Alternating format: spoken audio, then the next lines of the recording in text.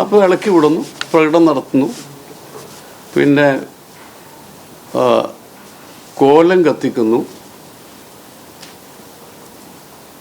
അത് പ്രതീകാത്മകമായിട്ടാണല്ലോ കോലം കത്തിക്കുന്നത് എന്ന് പറഞ്ഞാൽ എന്നെ കത്തിച്ചതിന് തുല്യമാണല്ലോ. എൻ്റെ ഒരു കോലം കത്തിക്കുകയാണെങ്കിൽ എന്നെ കത്തിച്ചതിന് തുല്യമാണോ ഏത്? അതും കത്തിക്കുന്നത് കോൺഗ്രസ്സുകാരാ, അതും ആലോചിക്കണം, മറ്റു പാർട്ടിക്കാരല്ല.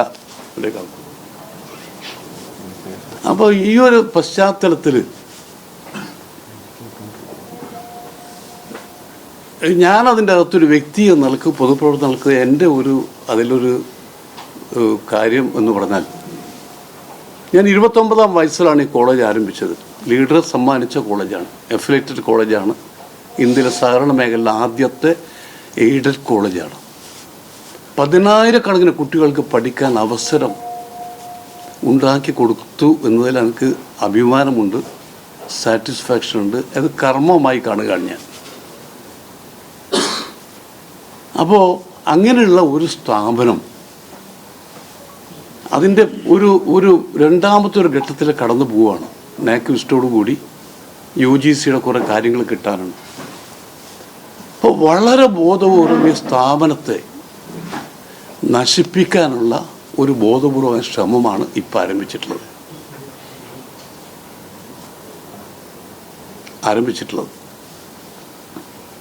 ഇന്നിപ്പോൾ 25 ഏക്കർ ഭൂമിയും മാടായിലെ താങ്കൾക്കറിയാവുന്ന കാര്യമാണ്.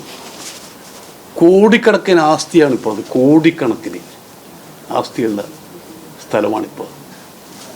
കെട്ടിടമെല്ലാം മനോഹരമായ കെട്ടിടം വീണ്ടും വീണ്ടും ഉയർന്നു വരുന്നതാണ്. ഞാൻ പറഞ്ഞു വരുന്നത്, ഞാൻ ഇന്നലെ നാളെ ഞാൻ ഒഴിഞ്ഞു പോകും, വേറെ വിഷയമല്ല. സ്ഥാപനം ലോകമുള്ള കാലത്തോടെ ഈ സ്ഥാപനം ഉണ്ടാവും, അത് ഉണ്ടാകണം, നിലനിൽക്കണം.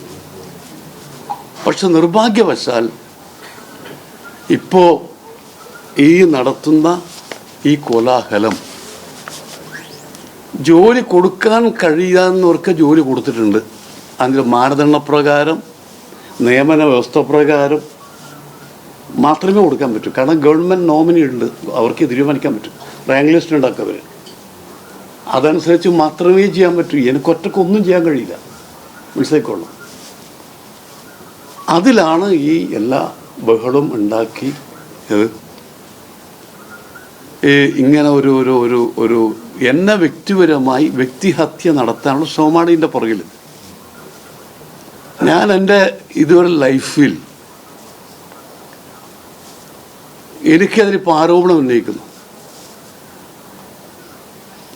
എനിക്ക് എൻ്റെ നേരെ അങ്ങനെ ആരോപണം ഉന്നയിച്ച് എന്നെ ഇവിടെ കരുത്താൻ കഴിയില്ല. എൻ്റെ കൈകൾ പരിശുദ്ധമാണ്. ഈ നിമിഷം വരെ ഒരാളെ കയ്യിൽ നിന്ന് 1 രൂപ വാങ്ങാത്ത ആളാണ് ഞാൻ. രാഷ്ട്രീയ രംഗത്തിറക്കും ആദ്യം തീരുമാനിച്ച കാര്യം അതാണ്.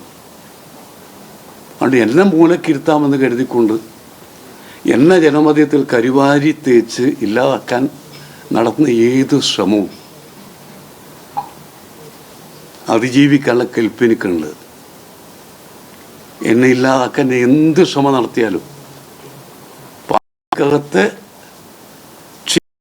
നടത്തുന്ന ഈ ഏർപ്പാട് അത് കേരളത്തിലെ കോൺഗ്രസ് പ്രവർത്തകരും തിരിച്ചറിയണം, നല്ലവരായ ജനങ്ങളും തിരിച്ചറിയണം. അത് പറയാൻ വേണ്ടിയാണ് ഞാൻ വിളിച്ചത്.